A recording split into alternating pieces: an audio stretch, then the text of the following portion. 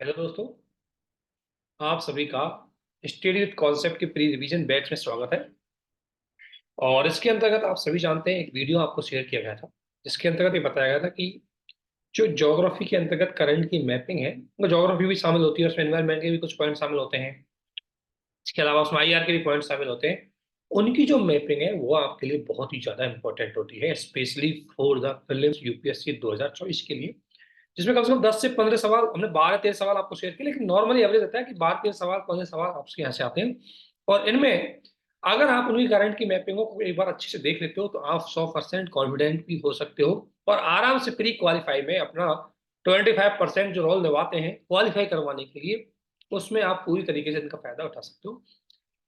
Sorry.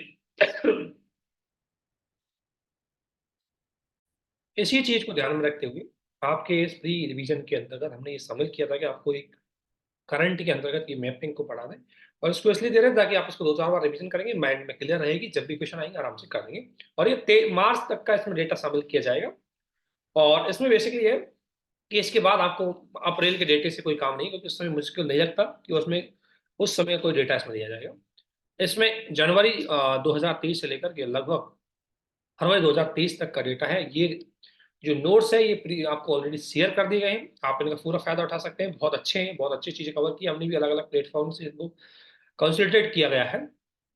तो एक island जो सबसे इसमें पूरा 2023 जनवरी से लेकर के 2024 फरवरी तक की पूरी करंट अफेयर को इसमें शामिल किया गया है। ये हमारा टेलीग्राम चैनल है, यहाँ पर आप ज्वाइन कर सकते हो। किसी प्रकार के चीज़ों के अंदर विभिन्न प्रकार की जो बैच चल रहे हैं उनके अंतर्गत आप किसी प्रकार से अपनी भूमिका के माध्यम से ज्वाइन कर सकते हैं। तो अभी इसमें आगे बढ़ते हैं हम। और जो 2023 से लेकर के अब तक जो करंट अफेयर हैं उनको लेकर के हम डिस्कशन करेंगे, मैपिंग के माध्यम से भी उनको देखेंगे, ताकि हम उनसे जुड़े हुए क्वेश्चनों को सही कर सकें और वो गलत ना हो। और यूपीएससी के क्वेश्चन आपने देखे हैं, जैसे मैंने आपको बताया, सिंपल जब पूछेगा यूक्रेन की सीमा किससे लगती है। अब देखो यूक्रेन बहुत हाईलाइटेड था, अब यूक्रेन की बॉर्डर बाउंड्री देखनी है आपको। और उसके बाद देखना है कि 1 से लगते, 2 से लगते, 3 से लगते। कोई बड़ा टफ क्वेश्चन नहीं था, ये इजी क्वेश्चन है, लेकिन फिर भी बहुत सारे लोगों से गलत हुआ। ऐसे क्वेश्चन आपको गलत नहीं करने। ये कैसे हाईलाइटेड रहा, ये चाड, गिनी, माली, सूडान 2023 में क्वेश्चन पूछा था, ये अंतरराष्ट्रीय स्तर पर करंट में क्यों है। तो आपको ध्यान देना है करंट में क्यों रहे, वो जगह कहां पर है, उसमें क्या घटित हो रहा है, ये चीजें बेसिकली आपको समझना है। तो इसी जगह हम स्टार्ट करते हैं। सबसे पहले ये जनवरी पिछले साल एक करंट में रहा था, सोलेमन आइलैंड। सोलेमन आइलैंड के बारे में आप जानते हैं, सबसे पहले जानते हैं कि क्या है ये मामला। इसका मैपिंग में देखा था, ऑस्ट्रेलिया दोस्तों। और ये आपको पता है पैसिफिक सागर है पूरा, और पैसिफिक सागर में यहाँ से यहाँ से हमको पता है भूमध्य रेखा पैसिफिक सागर को दो भागों में बांटती है। उत्तरी पैसिफिक सागर को हम बोलते हैं नॉर्थ पैसिफिक ओशन, और इससे नीचे की जो पैसिफिक सागर है इसको बोलते हैं साउथ पैसिफिक ओशन। तो ये बेसिकली कहाँ पड़ता है, आपका साउथ पैसिफिक ओशन में पड़ता है, ऑस्ट्रेलिया के उत्तरी पूर्व में पड़ता है। ठीक है ना। इधर ये ऑस्ट्रेलिया का जो उत्तरी पूर्वी भाग है ये पूरा कोरल रीफ है, जहां पर सबसे बृहद कोरल रीफ पाई जाती है, आप सभी जानते हैं इसको। ठीक है। सबसे बड़ी जो कोरल रीफ है वो यहीं पर पाई जाती है, ऑस्ट्रेलियन कोरल रीफ, है ना। और ये आइलैंड है, और यहाँ पर है सोलोमन आइलैंड। अगर आप देख सकते हैं सोलोमन आइलैंड को, तो बहुत महत्वपूर्ण है प्रशांत महासागर के अंतर्गत ये। ठीक है ना, क्योंकि इसकी लोकेशन एक ऐसी है कि ये पूरे दक्षिणी प्रशांत महासागर पे किसी भी देश का प्रभुत्व बनाए रखने के लिए ये आइलैंड काफी महत्वपूर्ण भूमिका निभाता है। सोलोमन आइलैंड है ये, बिल्कुल ध्यान रखना, ये सोलोमन आइलैंड है पूरा इसका। और इसमें कई छोटे छोटे आइलैंड और भी है। ठीक है। तो खबरों में क्यों है, खबरों में इसलिए है कि सोलोमन आइलैंड के पीएम ने ऑस्ट्रेलिया को आश्वासन दिया कि उनका देश अपने क्षेत्र में चीनी सैन्य उपस्थिति की अनुमति नहीं देगी। हुआ क्या था कि कुछ दिनों पहले दिसंबर 2022 के एंड से लेकर के जनवरी 2023 के बीच में चीन का इसके साथ एक गुप्त एग्रीमेंट हो गया। चीन का इसके साथ गुप्त एग्रीमेंट हुआ, जिसमें चीन ने इसके साथ सामने एक सैन्य दृष्टि से कई समझौते किए। और चूंकि चीन और ऑस्ट्रेलिया दोनों अच्छी तरीके से एक दूसरे के कॉन्ट्रडिक्शन में चलते हैं, तो यहाँ पर चीन की उपस्थिति बढ़ने के चांस थे। अगर चीन इसको सैन्य बेस बना ले तो ऑस्ट्रेलिया को डायरेक्टली कंट्रोल कर सकता है आराम से, पूरे इस ओशन को पूरा डायरेक्टली कंट्रोल कर सकता है। ऐसी स्थिति में जो क्वाड समूह है, स्पेशली इंडिया, ऑस्ट्रेलिया, जापान और यूएसए, इन्होंने बोला कि भाई यहाँ पर आप चीन की सैन्य कार्रवाई नहीं होने दें, अदरवाइज क्षेत्र की जो शांति बनी हुई है वो भंग हो जाए। इसके बाद यहाँ के आइलैंड की जो पीएम ने बोला कि हम आपको आश्वासन देते हैं कि चीन की यहाँ सैन्य उपस्थिति हम बिल्कुल ही नहीं करेंगे। हमारा चीन से एग्रीमेंट जरूर हुआ है, लेकिन हम चीन के साथ मुक्त रूप से सैन्य समझौते पे आगे नहीं बढ़ेंगे। इसलिए ये करंट में। ठीक है। अब ये है क्या है, आप सभी जानते हैं, यह द्वीप पापुआ न्यू गिनी के पूर्व में मेलोनेशिया में एक राष्ट्र है। पापुआ न्यू गिनी के पूरब में, आपको पता है ये यहाँ पर ये पापुआ न्यू गिनी है, और इसके पूरब में है ये। इसमें लगभग 990, इसलिए ध्यान रखना क्यों इंपॉर्टेंट है, क्योंकि 990 आइलैंड है, और हर आइलैंड के 200 नॉटिकल मील दूर क्या होता है, अनन्य आर्थिक क्षेत्र। तो आप सोच सकते हैं कि इस देश का अनन्य आर्थिक क्षेत्र होता है, जो एक्सटर्नल इकोनॉमिक जोन, जो आपके ओशन रिसोर्सेज के लिए बहुत महत्वपूर्ण होता है, वो यहाँ पर बड़ी मात्रा में होता है। इसलिए यह देश स्ट्रेटेजिकली, इकोनॉमिकली बहुत ही इंपॉर्टेंट है। इसकी राजधानी होनोरिया है, जो एक आइलैंड है, इस पे आइलैंड का नाम है ग्वाडल केनाल। तो अगर पूछ सकते हैं कि कौन सा ये आइलैंड कहां पर, बेसिकली ये सोलोमन में, ठीक है ना। यहां पर लगभग लगभग कम से कम ये द्वीप कम से कम 30,000 वर्षों में मेलानेशियन लोगों के द्वारा, यहाँ की जो नॉर्मल प्रजाति पाई जाती है, लोकल प्रजाति है, लोकल जो लोग समुदाय है, वो है मेलानेशिया। तो मेलानेशियन लोग यहाँ पर पाए जाते हैं। इसमें मेलानेशिया में ज्वालामुखी द्वीपों और प्रवाल भित्तियों की दोहरी श्रृंखला है, यानी कि जो आइलैंड पूरा बना हुआ है, किससे बना हुआ है, बेसिकली वॉल्केनो बेस और प्रवाल भित्तियों में। इसके दक्षिण पश्चिम प्रशांत महासागर में ओशनियो का एक उपक्षेत्र है। ओशनियो मतलब ओशने की जो आइलैंड है दक्षिण प्रशांत महासागर में, सभी को ओशनियो में शामिल किया जाता है। देश में अधिकांश सोलोमन श्रृंखला स्थापित है। बुक्का बोगे में अब्बाद है, उत्तर पश्चिम क्षेत्र में 2 द्वीप है। बेसिकली इतना ज्यादा आपको ध्यान रखना, ये बेसिकली एक द्वीप है जो संवैधानिक राजतंत्र है यहाँ पर, ब्रिटिश के समय से ही यहाँ पर चल रहा है, जो राज्य की औपचारिक रूप में कार्य कर रहा है। तो यहाँ पर भी राजतंत्र है, और ये कहीं ना कहीं उसके साथ मिला हुआ है, किसके साथ, ब्रिटेन के साथ, ठीक है ना। लेकिन इसका जो संबंध है वो अभी एक एग्रीमेंट हुआ, वो चीन के साथ हुआ। तो बेसिकली इसकी बेसिक चीजें पूछेंगे, आइलैंड कहाँ पर है, इसका क्षेत्र कहाँ पर है, मिलान के लिए आपसे आ सकता है। इतनी ज्यादा चीजें इसमें ध्यान रखनी। इसके बाद एक बहुत महत्वपूर्ण, आपने देखा होगा कुरिल आइलैंड। दोस्तों कुरिल आइलैंड बेसिकली आपको मैं बताता हूँ, ये पूरा जो दिख रहा है आपको, ये वाला ये तो सकालन हो गया। तो मैपिंग से कितना फायदा मिलता है, बहुत सारी चीजें सीख सकते हो। देखो ये आपको पता है पूर्वी एशिया का मैप है, जिसमें ये साउथ कोरिया हो गया, ये नॉर्थ कोरिया हो गया, ये आपका पूरा चाइना हो गया, ये पूरा आपका रसिया हो गया दोस्तों, ये आपका सी ऑफ अकोस्टक हो गया, ये सी ऑफ जापान हो गया, और ये पूरा जापान हो गया आपका, ठीक है। ये जापान है। अब जापान का ही ये आइलैंड है यहाँ पर। अब ये आइलैंड जापान तक का है, ये आइलैंड कुरिल है, ये रेड रेड में दिख रहा है कुरिल आइलैंड है। ये सकालन आइलैंड है, और ये रसिया का है काम चेट का प्रायद्वीप, इसको बोलते हैं काम चेट का प्रायद्वीप। तो कितनी मैपिंग आपको यहाँ फिक्स हो जाएगी, ऐसा एक चीज को पढ़ने के साथ आपकी इतनी मैपिंग। यूपीएससी ने पूछा है कि काम चेट का प्रायद्वीप कहाँ पर है, इसमें रसिया का कंट्रोल है, ये रसिया में है। नहीं रसिया नहीं, ये एक बार मैप में आपको देखना होगा, ये यूएसए के अलास्का का पार्ट है। ये पहले रसिया का पार्ट था, अब ये यूएसए में जो अलास्का एरिया, आप सभी जानते हैं, अलास्का मैपिंग में आपने देखा होगा, अलास्का का पार्ट है ये।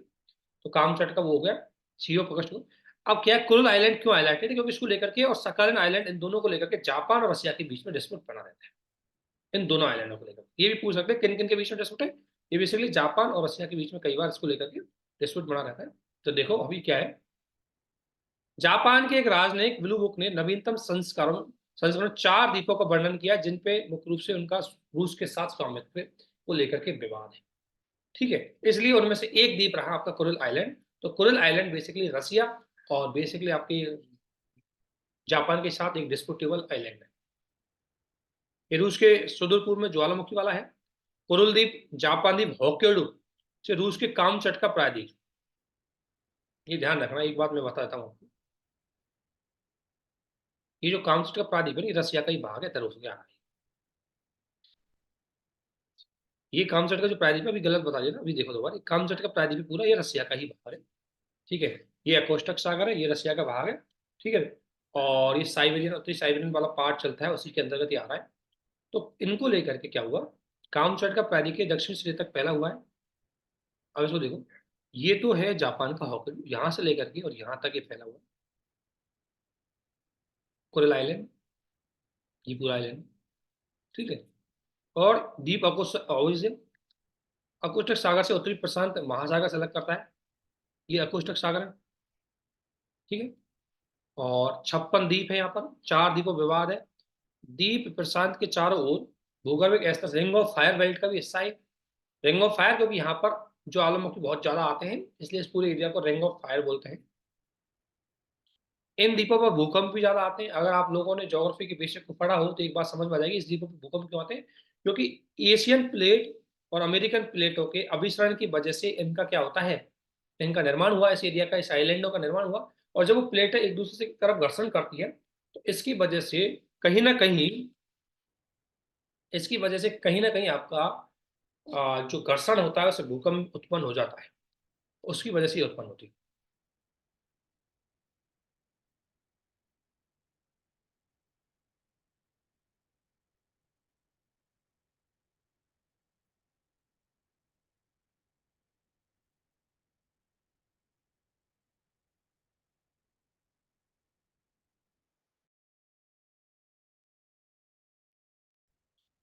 ये जो आइलैंड वाला एरिया है ये काफी महत्वपूर्ण है। ये आइलैंड बेसिकली यूपीएससी ज्यादा नहीं हिस्सा पूछेगी, ज्वालामुखी का पार्ट है, स्टेटमेंट दे देगी किस किस किस में डिस्प्यूट है वो पूछेगी। और यहाँ ज्वालामुखी क्यों आते हैं मैंने आपको बता था, रशियन एशियन प्लेट और मुख्य रूप से आपकी ये अमेरिकन प्लेटों के अभिसरण की वजह से यहाँ पर घर्षण होता है, इसकी वजह से यहाँ पर ज्वालामुखी और भूकंप दोनों आते हैं। यहाँ पर कम से कम 100 ज्वालामुखी जिनमें से 35 सक्रिय है, ये देखना कई गर्म झरने हैं। द्वितीय विश्व युद्ध के अंत में सोवियत संघ द्वारा 1945 आक्रमण के बाद रूसी प्रशासन के अधीन इस पर कंट्रोल कर लिया है। जापान 4 सबसे दक्षिण द्वीपों पर दावा करता है इसी कोरल आइलैंड के अंतर्गत, उनमें से एक है कोरल आइलैंड। इसके बाद आता है टाइग्रे संकट। देखो यूपीएससी ये पूछ सकता है कई बार कि टाइग्रे, पहली बात तो जगह कहाँ पर है, और दूसरी बात पूछ सकता है कि टाइग्रे संकट है क्या, इसको लेकर के भी आपके स्टेटमेंट आ सकते हैं। देखो ये है अफ्रीका का मैप है जिसके अंतर्गत ये जो देश मैं हाईलाइटेड कर रहा हूँ आपको बॉर्डर से, ये देश है आपका कौन सा दोस्तों, ये देश है आपका इथोपिया। ठीक है, और इथोपिया की राजधानी है अडीर अबाबा, अडीस अबाबा इसकी राजधानी है। इसका एक उत्तर का क्षेत्र जिसे बोलते हैं हम टाइग्रे रीजन। ये कौन सा क्षेत्र, टाइग्रे रीजन। तो टाइग्रे रीजन कहां पर है, इथोपिया के उत्तर में। एक बात तो आपको ध्यान में ये रखना है ना, इथोपिया के अगर पड़ोसी देशों की अगर मैं बात करूं तो इसका उत्तर में इरिट्रिया इसका पड़ोसी देश है, दूसरा इसका जिबूती पड़ोसी देश है, तीसरा सोमालिया पड़ोसी देश है, ठीक है ना, चौथा इसका केन्या हो गया, और पांचवा इसका युगांडा, साउथ सूडान और सूडान, ये इसके पड़ोसी देश है इथोपिया के। एक बात ध्यान रखना, इथोपिया वो देश है जिसकी कोई भी बॉर्डर बाउंड्री मतलब नहीं लगती किसी भी चीज से, ये एक लैंड लॉक कंट्री है। तो ये टाइग्रे इसी का ही एक नॉर्थन एरिया है। अब मामला क्या हुआ, विश्व स्वास्थ्य संगठन ने जो टाइग्रे संकट क्षेत्र को पृथ्वी पर सबसे खराब मानवीय आपदा के रूप में वर्णित किया है, इसलिए करंट में है। टाइग्रे बेसिकली इथियोपिया में सबसे उत्तरी राज्य क्षेत्र है जिसे टिग्रियन लोगों की मातृभूमि भी कहा जाता है। यहाँ पर टिग्रे पीपुल्स लिबरेशन फ्रंट का है, जहां पर बेसिकली बहुत लंबे समय से एक गृह युद्ध चल रहा है इथियोपिया की सेना में और उसके सहयोगी के साथ। इथियोपिया की सेना और उसके सहयोगी वर्सेस टाइग्रे, इन दोनों के बीच में बहुत लंबे समय से यहाँ पर क्या चल रहा है, एक डिस्प्यूट चल रहा है, और इस लगातार गृह युद्ध की स्थिति बनी रही है। इसकी वजह से यहाँ पर मानव की भुखमरी, हेल्थ इशू, जल संकट, सारी दुनिया की सभी समस्याएं यहाँ पर है, इसलिए बहुत गहरी स्थिति ये आपसे पूछ सकते हैं। ठीक है, टाइग्रे संकट। अगला इसके बाद हम आगे बढ़ते हैं अगर, तो अगला आता है नेगेव रेगिस्तान। आपने सुना होगा नेगेव रेगिस्तान। देखो ये रेगिस्तान आपको बताता हूँ मैं कहाँ पर है। ये जो नेगेव डेजर्ट है बेसिकली, ये वाला एरिया दिख रहा होगा आपको, इसराइल से इधर की साइड वाला एरिया, ये नेगेव डेजर्ट में है। और इसके बारे में हम थोड़ा सा देखते हैं खबरों में क्यों है, क्योंकि इजरायली पुरातत्वविदों ने कहा है कि नेगेव रेगिस्तान, तो इसका मतलब कहां पर है, बेसिकली इसराइल में। ठीक है, ये दक्षिणी इसराइल का क्षेत्र है। तो इजरायली पुरातत्ववादों ने कहा है कि नेगेव रेगिस्तान में खोजी गई मस्जिद में एक चौकोर कमरा और मक्का की दिशा में एक दीवार है, जिसे दक्षिण को इशारा करते हुए दीवार का एक आधा घेरा है। और ये मस्जिद के अवशेष लगभग 1200 साल पुराने हैं। तो मस्जिद को लेकर के हाईलाइट रहा है नेगेव डेजर्ट। तो बेसिकली आपको इतना ध्यान रखना है नेगेव डेजर्ट कहाँ है, इसराइल में, बस इतना याद है ना, आप क्वेश्चन सही कर दो। नेगेव डेजर्ट बेसिकली दक्षिणी इसराइल में है, ये रेगिस्तानी क्षेत्र है। क्षेत्र का सबसे बड़ा शहर और प्रशासनिक राजधानी क्या है, बेसेवा है। दक्षिणी छोर पर अकाबा की खाड़ी और एतोल का सहारा बंदरगाह भी है। देखो अब दो तीन चीजें से पता लगती है, अकाबा की खाड़ी कहाँ पर है, बेसिकली इसी इसराइल के दक्षिण में। एलात का सहारा शहर और बंदरगाह भी यहीं पर है। नेगेव पृथ्वी की सबसे पुरानी खोजी गई सतह है, मतलब मानते हैं कि सबसे ओल्ड लेवल पर सबसे पहले जो सतह होगी यहीं पर है। यह देश के लगभग 55% भूमि क्षेत्र में आधे से अधिक इसराइली क्षेत्र को कवर करता है। बेसिकली यहाँ पर डेस्पोटियल चीज है, लेकिन उसका ज्यादातर भाग है वो इजराइल के अंतर्गत आता है। ठीक है, ये है एक उल्टे त्रिभुज के आकार का बनता है, दक्षिणी पश्चिम सिनाई प्रादीप से के रेगिस्तान से सटा हुआ है। सिनाई प्रादीप आप सभी जानते हैं। सिनाई प्रादीप में बताऊं, ये पूरा सिनाई प्रादीप ही है, मतलब जो ये वाला एरिया है जिसमें मिस्र वाले क्षेत्र को लगते हैं, ये अफ्रीका का उत्तरी भाग है ये पूरा, ये सिनाई प्रादीप के अंतर्गत आता है। ठीक है ना। तो इसमें आपको सिर्फ इतना सा काम करना है, सिनाई प्रादीप में कौन कौन से देश आते हैं उसको नोट डाउन कर लेना है। सिनाई आइलैंड बहुत ज्यादा हाईलाइट रहा है, तो आप इसको नोट डाउन कर सकते हैं। सिनाई बेसिकली उत्तरी अमेरिका के जो पार्ट होता है जिसकी सीमा भूमध्य सागर से लगती है ना, और जिसकी सीमा अरब सागर से भी लगती है, अरब से लगती है, वो सिनाई प्रादीप कहलाता है। और इस पे बेसिकली कंट्रोल इजिप्ट का है, आप सभी जानते हैं। इसके बारे में मैं आपको थोड़ा सा डिटेल से बता देता हूँ इसका क्या मामला है। तो सिनाई जो पेनिनसुला है जिसकी हम बात कर रहे हैं, सिनाई पेनिनसुला मुख्य रूप से मिस्र का एक त्रिकोणीय प्रायद्वीप है, और इसकी सीमा दो चीजों से लगती है, जैसे मैंने हाईलाइटेड किया था मैप में। देखो, ये है पूरे सिनाई, जिसमें ये रेड सी तक का और ये वाला क्षेत्र, ये पूरा सिनाई प्रायद्वीप है, और इसकी सीमा इधर इससे लगती है, अरब से भी लगती है। ठीक है, तो सिनाई प्रायद्वीप को ध्यान रखना, ये मिस्र में आता है। बेसिकली अगर पूछे आपसे मिलान के लिए तो मिस्र में आता है। ठीक है, इसके बाद आता है दोस्तों पारासिल आइलैंड है। ये भी थोड़ा सा हाईलाइटेड है। पारासिल आइलैंड की बात करें हम लोग, तो ध्यान रखना, तो बेसिकली पारासिल आइलैंड ये साउथ चाइना सी में ही है, छोटा सा आइलैंड है ये पारासिल, ये जो फिलीपींस के उत्तर में है, और इसको लेकर के चाइना और फिलीपींस के बीच में डिस्प्यूट बना रहता है। ये है पारासिल पारासिल आइलैंड। इतना ध्यान रखना, पारासिल आइलैंड का है साउथ चाइना सी में।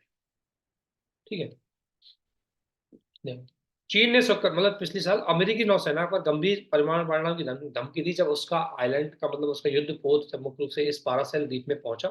आप सभी जानते हैं पारासेल द्वीप दक्षिण चीन सागर का भाग है। ये जियान के नाम से भी जाना जाता है। दक्षिण चीन सागर में जो विवादास्पद द्वीप है उनमें से ये एक है। ड्रैगन हॉल दुनिया में सबसे गहरी पानी के नीचे का सिंक हॉल सबसे ज्यादा यहीं पर है। चीन ताइवान, कौन कौन से देशों में डिस्प्यूट है इसको लेकर के, चीन ताइवान और वियतनाम तीनों इस पे क्लेम करते हैं कि हमारा हिस्सा है। और चीन पर रियल कंट्रोल कौन कर रहा है इस पे, चीन का है। पारासेल द्वीप जिसे जी सा द्वीप कहा जाता है, वांग सा द्वीप समूह के रूप में भी जाना जाता है, दक्षिण चीन सागर में विवादित द्वीप है। द्वीप समूह 130 छोटे प्रवाल और चट्टानी में। आपको इतना ध्यान रखना है, इतनी कहानी पढ़ने की जरूरत नहीं है, सिंपल सा ध्यान रखना है कि ये पारासेल आइलैंड कहाँ पर है, किन दो देशों के बीच में डिस्प्यूट का कारण है, और कौन से सी में है। इससे आपका आंसर सही हो जाएगा। हॉर्न ऑफ अफ्रीका बहुत इंपॉर्टेंट चीज है। हॉर्न ऑफ अफ्रीका में कौन कौन से देश आते हैं ये जरूर जानना है।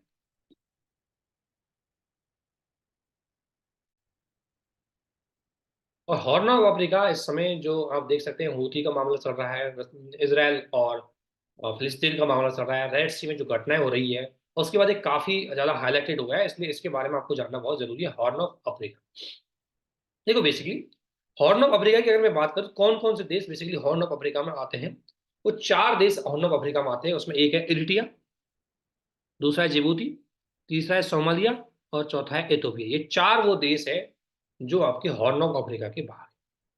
हाल ही में एक खबर आ रही है, वो खबर ये आई है, यूनिसेफ ने पिछले साल एक खबर दी, उस खबर में बोला कि 70% हॉर्न ऑफ अफ्रीका मुख्य रूप से सूखे से ग्रस्त, ये क्षेत्र का 70% जो क्षेत्र है वो सूखे से ग्रसित है। आप सभी जानते हैं हॉर्न ऑफ अफ्रीका पूर्वी अफ्रीका का एक आइलैंड मतलब पेनिनसुला देश है, जिसकी सीमा अरब सागर से फैली है और अदन की खाड़ी से भी लगा हुआ है। देखो, इसमें सिंपल सी बात है, यहाँ अदन की खाड़ी है, यहाँ अरब सागर है, इनसे लगा हुआ है हॉर्न ऑफ अफ्रीका। और अफ्रीका महाद्वीप का सबसे पूर्वी भाग है। बेसिकली इसमें जिबूती, इथोपिया, अरिट्रिया और सोमालिया चार देश आते हैं, जो लगभग लगभग 20 लाख वर्ग किलोमीटर क्षेत्र को कवर करते हैं, मतलब काफी बड़ा क्षेत्र। कभी कभी लोग इसको सूडान और केन्या को भी शामिल करते हैं, लेकिन ध्यान रखना चार देश ही इसमें बेसिकली फॉर्मली माने जाते हैं हॉर्न ऑफ अफ्रीका में। हॉर्न ऑफ अफ्रीका एक यूनेस्को बायोडाइवर्सिटी हॉट स्पॉट भी है। बायोडाइवर्सिटी हॉट स्पॉट है। भूमध्य रेखा और कर्क रेखा से लगभग समान दूरी होने की वजह से यह शुष्क क्षेत्र है। तो इससे तो ऑब्वियसली ये भूमध्य रेखा और कर्क रेखा से दूर है थोड़ा सा उत्तर।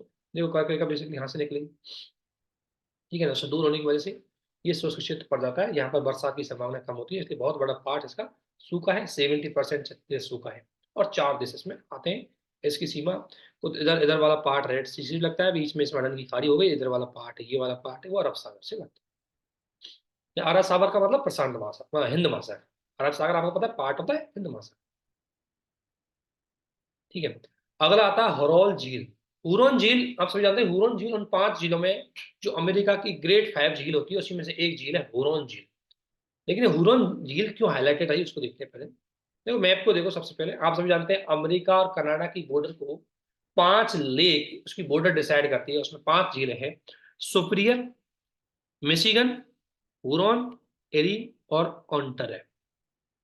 जो ऑन्टेरियो है, ध्यान रखना, ये देखो ये बेसिकली ये 49 जो अक्षांश रेखा है, ये बेसिकली आपको पता है कनाडा और यूएसए के बीच में सीमा को विभाजित करती है, और वहीं से ये जो ग्रेट लेक है वो वहीं पर पाई जाती है।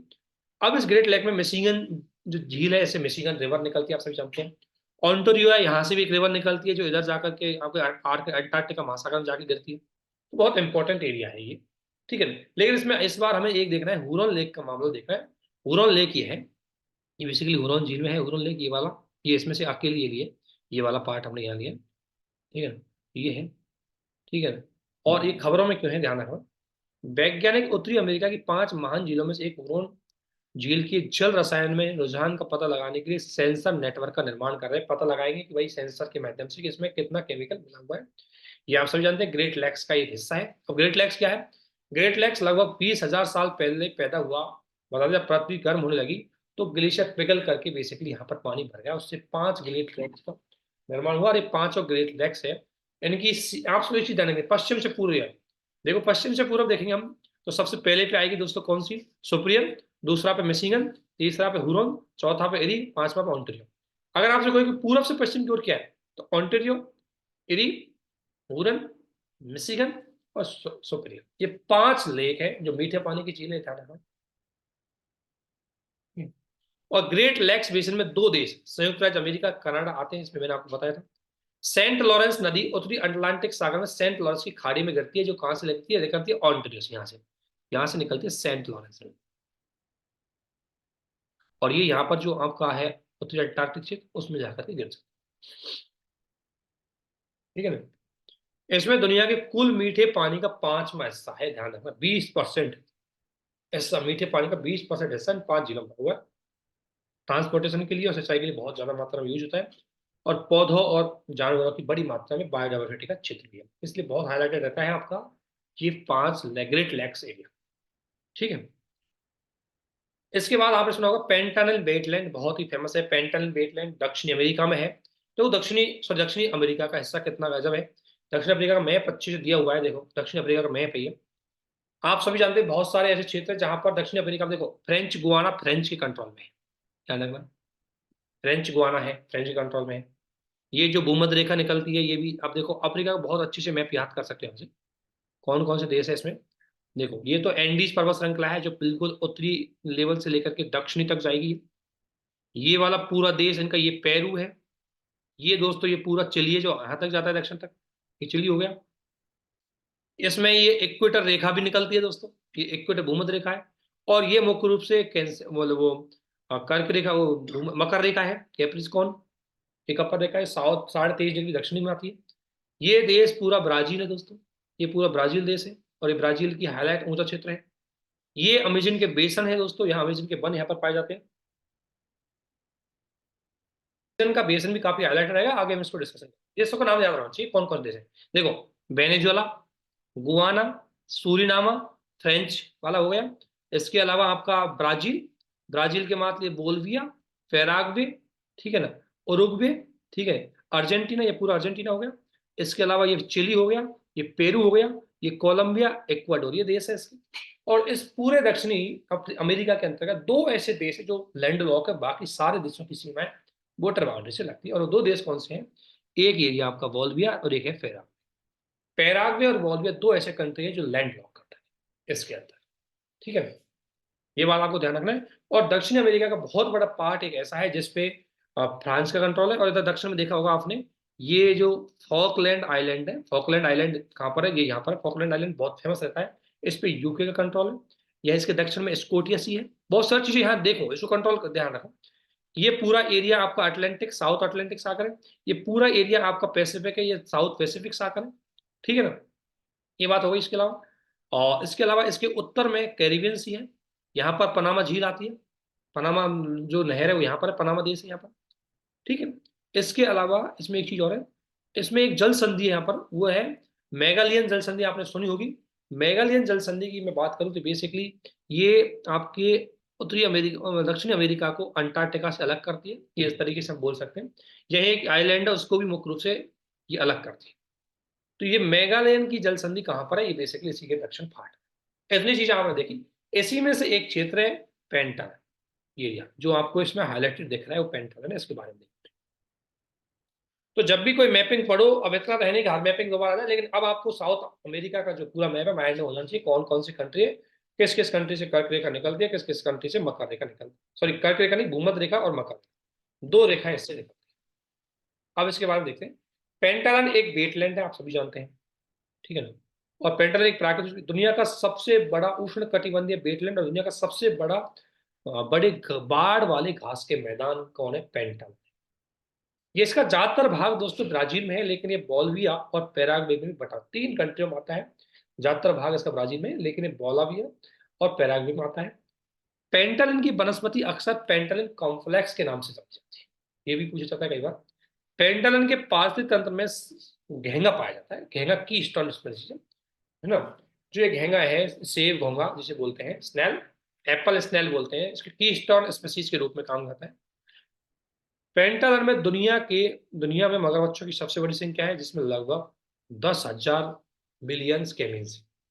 पेंटागन ग्रह का सबसे बड़े तोते और जल, मतलब काफी बड़ी वेटलैंड है जो बहुत हर चीज में है।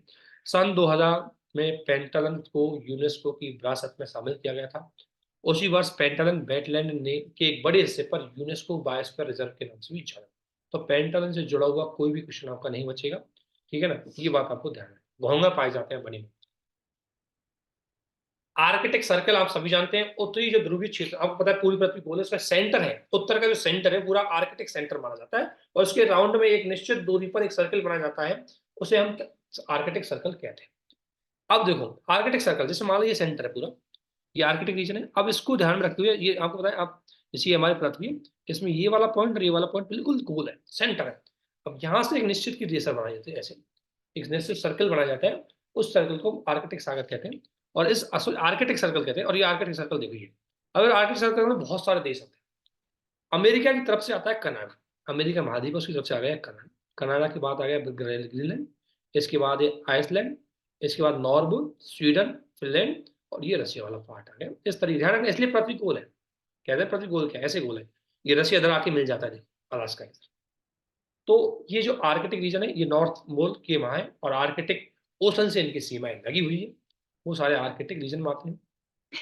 हाल ही में देखने को मिला है कि आर्कटिक सर्कल में तापमान ग्रह के बाकी हिस्सों की तुलना में बहुत तेज गति से बढ़ा है। बस तापमान बढ़ा तो आप सोच सकते हैं कि आर्कटिक रीजन का कितना बुरा हाल होगा। कुछ लोगों को फायदा भी होगा इससे, और नुकसान भी होगा। फायदा इसलिए कि तापमान बढ़ने की वजह से जो ये रीजन है इसमें बर्फ पिघलेगी, और ये रशिया है जिसका ट्रेड नॉर्थ से नहीं हो पा रहा था, वो नॉर्मली यहाँ के पोर्टों को खोल सकता है आराम से, बंदरगाह का प्रयोग करके अपने ट्रेड को बढ़ा सकता है। रशिया का सबसे बड़ा वीक पॉइंट यह है कि उसका नॉर्थ क्षेत्र ट्रेड के लिए बिल्कुल बंद है। लेकिन जैसे ही अगर मान लो वहां पे बर्फ पिघलती है तो उसका नॉर्थ क्षेत्र से ट्रेड होना आसान हो जाता है, उसको बहुत बड़ा फायदा मिलता है, क्योंकि उसका बड़ी मात्रा में जो उसका एक्सपोर्टर जो एक्सपोर्ट है वो नॉर्थ क्षेत्र से ही होता है। अब आर्कटिक सर्कल आप सभी जानते हैं, आर्कटिक सर्कल में बेसिकली 8 देशों को कवर किया है, Canada, Greenland, Iceland, Norway, Sweden, Finland, रूस और संयुक्त राज्य अमेरिका का कुछ हिस्सा। संयुक्त राज्य अमेरिका कौन सा हिस्सा? अलास्का वाला हिस्सा। और इन देशों ने एक आर्कटिक परिषद का भी गठन किया गया है, जो बेसिकली कहती है कि भाई इंटर गवर्नमेंटल पर्सन है, जो यहाँ के क्षेत्र में किसी भी प्रकार का कोई सर्वे करना है, कोई खोजबीन करनी है, उसे संबंध डिस्कशन करती है और नियम बनाती है। भारत अब एक नॉर्वेजियन द्वीप समूह नाई अलिसुंड या स्वालबॉर्ड में हिमाद्री नामक एक हिल स्टेशन है, भारत का भी एक स्टेशन है यहाँ पर हिमाद्री, जो बेसिकली नॉर्वेजियन द्वीप समूह का पार्ट है, और जहां अनुसंधान कर्मी आमतौर पर 180 दिन के लिए रहते हैं। भारत एक आइस ब्रेकर अनुसंधान पोत खरीदने की प्रक्रिया में है, जो इस क्षेत्र के नेविगेट के लिए काम आएगी। अपने मौजूदा उपग्रह के माध्यम से भारत आर्कटिक क्षेत्र के विकास में मुख्य से ज्यादा सहायता कर रहा है और इंटरेस्ट भी कर रहा है। भारत अभी भी आर्कटिक परिषद का एक ऑब्जर्वर देश है। 12 अन्य देशों को ऐसा दर्जा मिला हुआ है जो आर्कटिक परिषद के ऑब्जर्वर है, क्योंकि उनकी सीमा आर्कटिक क्षेत्र से नहीं लगती, लेकिन वो इसके ऑब्जर्वर है। इसके बाद सुना होगा दरवाजा गैस क्रेटर। दरवाजा गैस क्रेटर बेसिकली क्या है, ये आपने देखा होगा, ये है एक कजाकिस्तान, तुर्कमेनिस्तान का एक क्षेत्र है दरवाजा। यहाँ पर क्या हुआ है कि वॉल्केनो चल रहा है, और वॉल्केनो बहुत दिनों से चल रहा है, और वॉल्केनो इतना एरिया कवर कर लिया कि इससे बिल्कुल आग निकलती रहती है और कंटिन्यू चलता रहता है। तो वही बात है।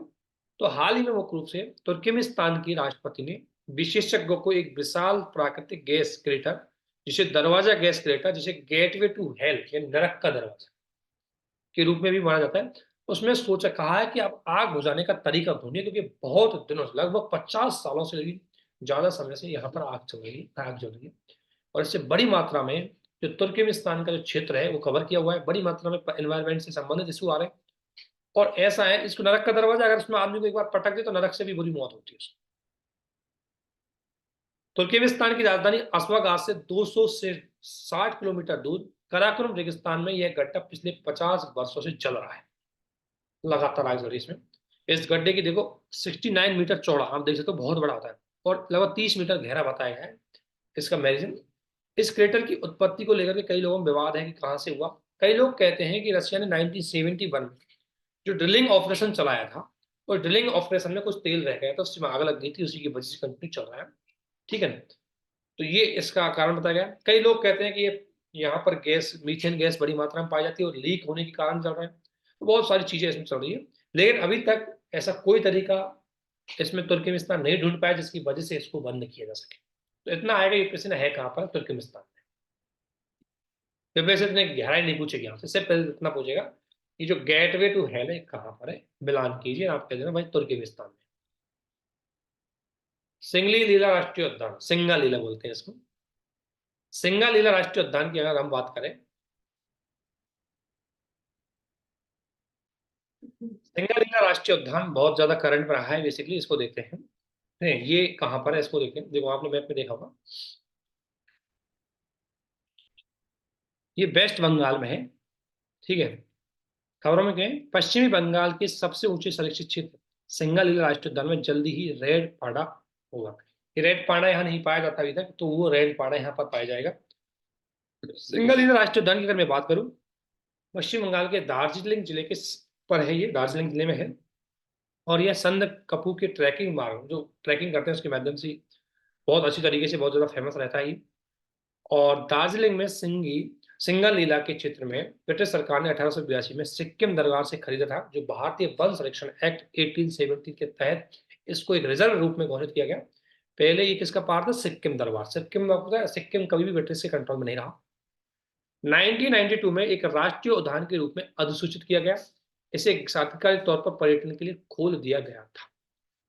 ठीक है। इसके बाद एक परमाणु ऊर्जा संयंत्र है, जो आपको पता है रशिया, सॉरी यूक्रेन में है ये। नाम बड़ा अजीब टाइप का है, इसका प्रोनाउंसिएशन करने में बड़ा दिक्कत आएगी, लेकिन इसका ध्यान रखना। नाम है इसका जैपो रिज रिज या, ठीक है ना, लिख देता हूं मैं, जयपू रिज। ये एक परमाणु ऊर्जा संयंत्र है, इतना ध्यान रखना है। ये कहाँ पर भाई? ये यूक्रेन में है। ठीक है ना, इससे आप काम चल जाएगा। रूसी सेना ने यूरोप के सबसे बड़े परमाणु ऊर्जा संयंत्र पर अपना कब्जा कर लिया है। यह नीपर नदी के तट पर स्थित है, विवादित डोनबास क्षेत्र से लगभग 200 किलोमीटर दूर, जहां पर रूसी समर्थ अलगाववादी और यूक्रेनी सेना लड़ रहे हैं। ठीक है ना। और 4 ऑपरेटर यहाँ पर लगे हुए हैं। ये यूक्रेन के कंट्रोल में है, जहां पर यूक्रेन की 40% ऊर्जा का उत्पादन यहाँ से किया जाता है। ये बात आपको ध्यान रखना है। यूपीएससी सिंपल से इतना पूछेगी कि ये क्षेत्र है कहाँ पर। ठीक है। उसके बाद एक करंट में रहता है कोको आइलैंड। आप सभी ने देखा होगा कोको आइलैंड को, सभी जानते हैं ये वाला कोको आइलैंड है। ये हमारा अंडमान निकोबार है, ये म्यांमार है। इन दोनों के बीच में ही एक कोको आइलैंड है जो म्यांमार के कंट्रोल में है।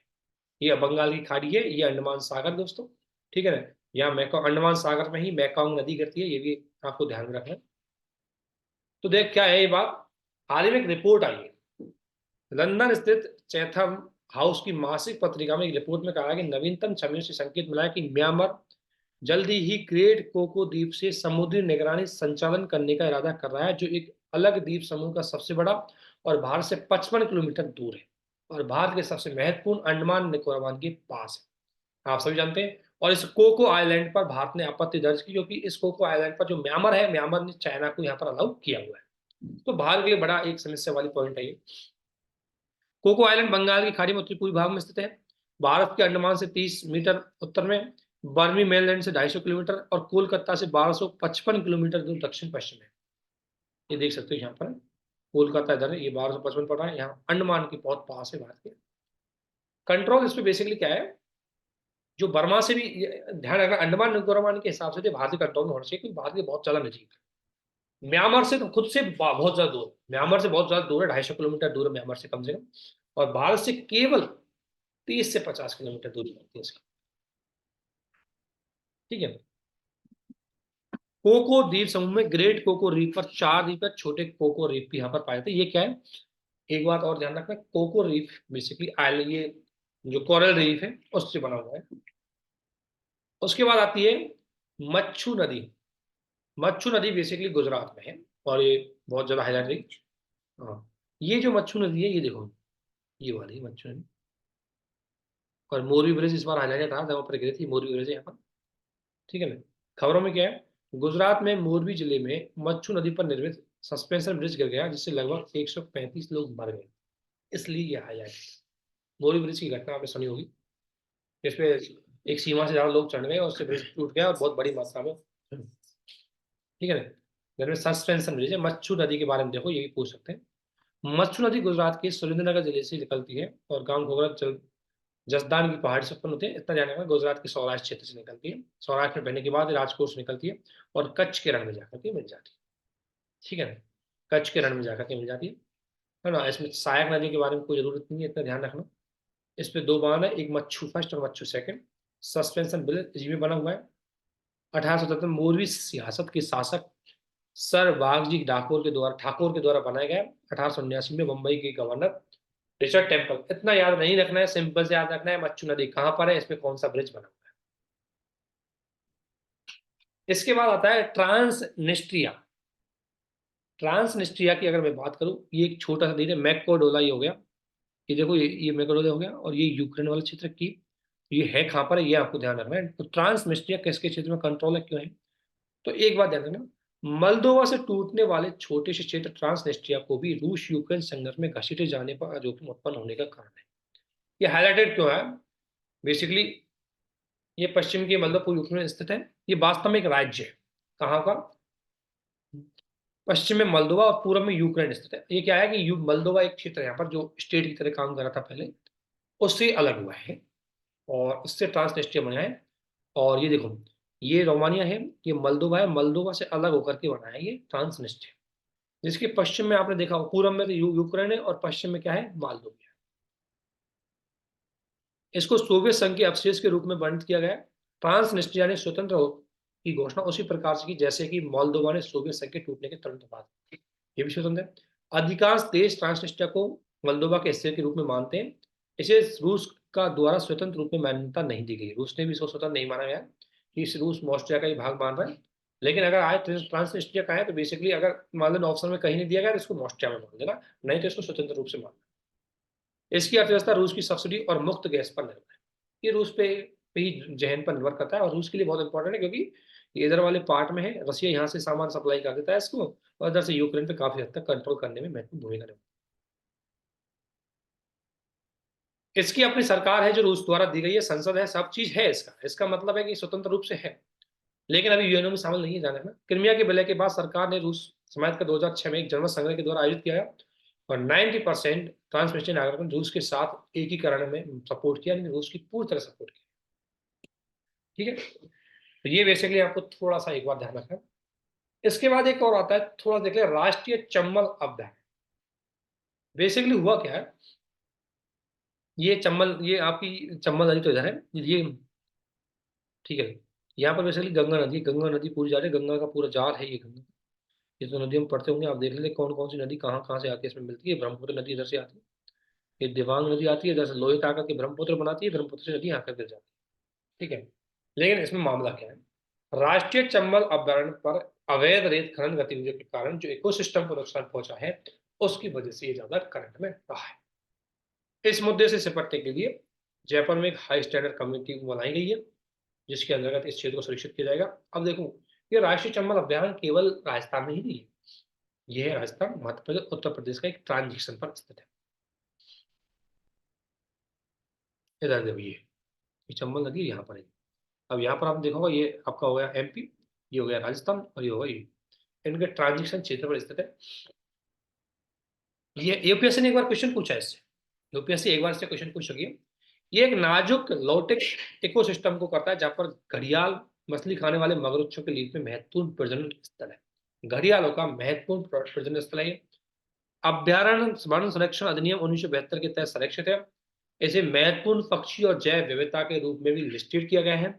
ये एक महत्वपूर्ण वेटलैंड भी है और इस क्षेत्र में निवासी और प्रवासी पक्षियों की 320 से अधिक प्रजातियां यहाँ पर पाई जाती है, जो घड़ियालों के लिए फेमस है। ये बात ध्यान रखना।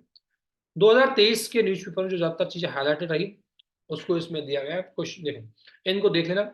सोकापाइका नदी को एक बार देख लेना, कुशियारा नदी को देख लेना, कामेंग, प्राणहिता, बेलती, बरदा, नर्मदा, साबरमती, और एक है आपकी मच्छू और चिन्हा। ये नदियां पिछले जनवरी से लेकर के जून तक के बीच में, मतलब मई तक के बीच में हाईलाइटेड रही थी। तो इन नदियों को एक बार देख, ठीक है ना। उसके बाद कुछ आइलैंड भी न्यूज में रहे, जैसे कुछ क्षेत्र भी इंपॉर्टेंट रहे। पम्बुलपुल, ग्रेट निकोबार अंडमान, बेरन आइलैंड, मासेडान, चेरापूंजी। इसके अलावा याक्तिकुटी घाटी, ये उड़ीसा में, मोरबी गुजरात में, बन्नी घास गुजरात में, और केन मेतवा ये भी गुजरात में, ये भी हाईलाइटेड रही थी। इनको भी आपको थोड़ा सा ध्यान में रखना है, क्योंकि यहाँ से क्वेश्चन बनने की संभावना होती है। हाईलाइटेड इन द सेंस ये चीज है कहाँ है, ये पता जरूर होना चाहिए, इससे आपका काम चल जाएगा। यूपीएससी बहुत ज्यादा अंदर नहीं जाएगा उस चीज के। अब जैसे अंडमान निकोबार द्वीप है तो इसके बारे में ऊपर से नहीं पूछेगा, इसमें तो थोड़ा अंदर से जाएगा, ठीक है ना। लेकिन कुछ ऐसी चीज जिसके बारे में ज्यादा जानकार लोगों को नहीं रहती, उसके बारे में सिर्फ ऊपर से ही पूछा जाएगा। तो आज के वीडियो में इतना ही। अगले वीडियो में हम सारी चीजें और करेंगे, बहुत सारा नेशनल पार्क सभी चीजें हैं। इनको एक बार करना क्या है, जैसे ही मेरा वीडियो खत्म हो एक बार दोबारा जो चीजें बोली गई है रिवीजन कर, फिर 7 दिन बाद एक बार रिवीजन और कर, उसके बाद आपको माइंड में क्लियर बैठ जाएंगी, और ये आपका मैपिंग का पार्ट काफी हद तक कंप्लीट हो जाएगा, आपको आइडिया लग जाएगा। रिवीजन में 5 मिनट भी नहीं लगेंगे, 5 मिनट में आपका रिवीजन हो जाएगा। तो आप सभी को हमारे साथ बने रहने के लिए बहुत बहुत धन्यवाद। और एक दो वीडियो, 2-3 वीडियो में लाएंगे, इसको खत्म कर देंगे पूरा, और आपके 10 से 12-13 नंबर की जो 12-13 क्वेश्चन बनते हैं उनको बहुत आसानी से आप सही कर सकते हैं। शर्त आपकी एक धैर्य से आपको करना है, एक चीज को समझ के करना है। इसमें से कुछ गूगल सर्च मार के भी करना है, कोई चीज आपको समझ में नहीं। तो आज के लिए इतना ही। आप सभी को हमारे साथ बने रहने के लिए बहुत बहुत धन्यवाद। Thank you.